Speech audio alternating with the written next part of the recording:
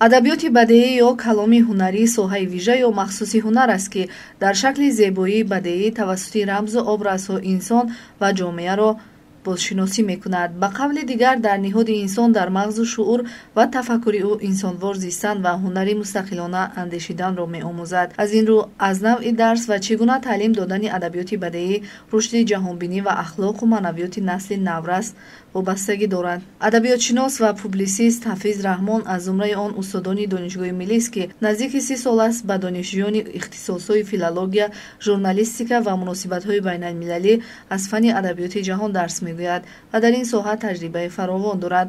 ҳамин таҷрибаи зиёд аст, ки тӯли 5 сол аз оғози таъсиси озмуни китобдӯстон фуруғи субҳи доноӣ ҳамчун довар дар номинатсияи адабиёти ҷаҳон фаъолона ширкат мекунад. ба андешаи адабиётшинос, омӯзиши адабиёти ҷаҳон барои донишҷӯён ба ғоят муҳим аст, зеро дар таҳлилу қиёс аз бар намудани дурдонаҳои адабиёти бадеӣ халқҳои гуногуни олам ба сарқал ёфтани завқи бадеии ҷавонон ва дар ниҳоди онҳо дуруст фаҳму дарк шудани арзишҳои башарӣ мусоидат хоҳад кард. роҳи аз ҳама хуби талқини эҳсоси муҳаббат ба адабиёт ташкили дарсҳои муфид аст. дарсҳои ба муколамаву мубоҳиса ва проблема асосёфтаро пешниҳод мекунад, ки аз ҳар ҷиҳат нисбат ба дарсҳои муқаррарии назарияву амалӣ судмандтар аст. маводи омӯзишро омӯзгор пешакӣ ба донишҷӯён медиҳад. дарс дар заминаи маводи мутолиашудаи донишҷӯён ва баҳсу гуфтугӯ пеномуни он маводе сурат мегирад, ки донишҷӯён дар ҳазми онҳо ба мушкил дучор шуданд. чунин навъи дарсро устод мубоҳисавию проблемавӣ меномад. соли ҷорӣ адабиётшинос як силсила чунин дарсҳоро ба нақша гирифтааст, то ки дигар устодони донишгоҳӣ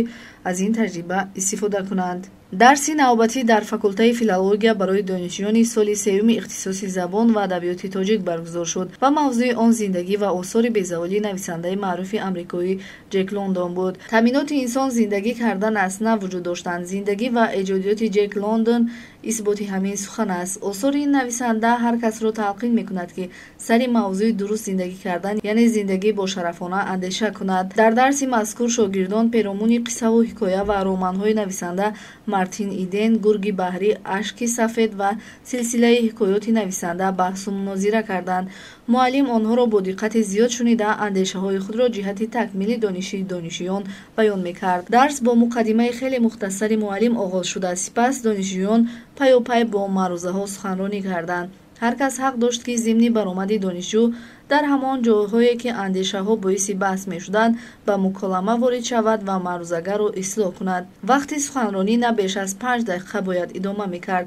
баъди хулосаи донишҷӯ, донишҷӯёни дигар андешаи худро баён мекарданд. муаллим вақтро чунон қисмат карда буд, ки ба ҳар як ҷузъи дарс вақт кифоя кард. ҳафиз Раҳмон дар таълими адабиёти ҷаҳон таҷрибаи анқариб 30 сола дорад ва ба ин ақида аст, ки муҳимтарин мавзӯоти ин фан бояд аз ҳамин тариқ, яъне пурсишу посухи худи донишҷӯён сурат гирад. зеро донишҷӯён бевосита бо матн ва адабиёти пажӯҳишӣ роҷеъ ба дарс пешакӣ огаҳ мешаванд. муаллим вақти хешро ба ислоҳи ғалатҳо ва такмили фаҳму дарки донишҷӯён аз мавзӯъ бо самар сарф карда метавонад. хулосаи дигари Ҳафиз Раҳмон: муаллим набояд фақат лектор, балки раҳнамои донишҷӯён бошад. ошноӣ бо матн ва таҳлили бевоситаи он аз ҷониби донишҷӯён ҳадафи чунин дарсҳои муколамавию проблемавӣ аст.